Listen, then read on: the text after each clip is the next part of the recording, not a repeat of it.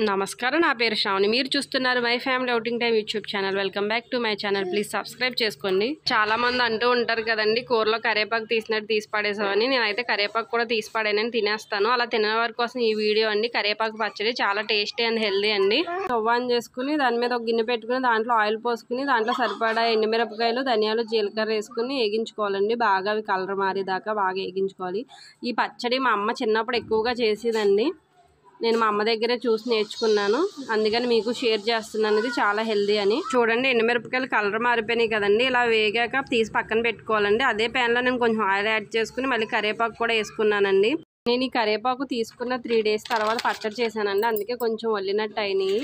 నేను ఇప్పుడు hot water తీసుకుని దాంట్లో నిమ్మకాయ సైజ్ అంత చింతపండు వేసుకుని నానబెట్టుకుంటున్నానండి, ఎందుకంటే పచ్చడి నిల్వ ఉంటుందని. చూడండి, కరివేపాకును బాగా ఇలా వేగించుకోవాలండి. ఇది కూడా కలర్ మారి కొంచెం మనం నలిపితే నలిగిలాగా వేగించుకోవాలండి.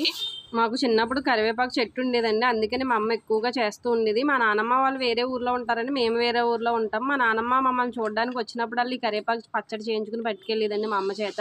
మనం మిక్సీ జార్ తీసుకుని అవన్నీ చల్లారినవన్నీ వేసుకోవాలండి. తర్వాత వాటర్ చింతపండు కూడా వేసేసుకున్నాను. నేను బెల్లం కూడా వేసుకున్నా. బెల్లం ఎక్కువగా వేసుకుంటానండి, ఇది సరిపోలేదు, నేను ఇంకా తర్వాత కూడా యాడ్ చేసుకున్నాను. కొంచెం ఉప్పు కూడా వేసుకుని మనం మిక్సీ పట్టేసుకోవాలండి. కావాలంటే మనం వేడి నీళ్ళు యాడ్ చేసుకుని పచ్చడిని మెత్తగా గ్రైండ్ చేసుకోవచ్చండి. కొంచెం వేడి నీళ్ళు అయితే పచ్చడి బాగా నిల్వ ఉంటుంది కదండి. తర్వాత నేను తాలింపు పెట్టుకున్నాను. గ్రైండింగ్ అయ్యాక దాంట్లో కొంచెం ఆయిల్ పోసుకుని తర్వాత తాలింపు గింజలు అన్నీ వేసుకుంటున్నానండి. మినపప్పు, శనగపప్పు, ఆవాలు, జీలకర్ర ఇవన్నీ. మా అమ్మ ఉండుంటే నేను ఈ పచ్చడి మా అమ్మ చేతే చేయించేదానండి, చేయించి మీకు చూపించేదాన్ని. మా నాన్నమ్మ అనేదండి, నేను చేసుకుంటే ఆ టేస్ట్ రాదు, నువ్వు బాగా చేస్తావు పచ్చడి అనేదండి మా నాన్నమ్మ మా అమ్మని. తాలింపులు కొంచెం వేగాక నేను ఎల్లుల్లి రబ్బలు దంచుకుని వేసుకున్నానండి. తర్వాత కొంచెం కరివేపాకు కూడా యాడ్ చేసుకున్నాను.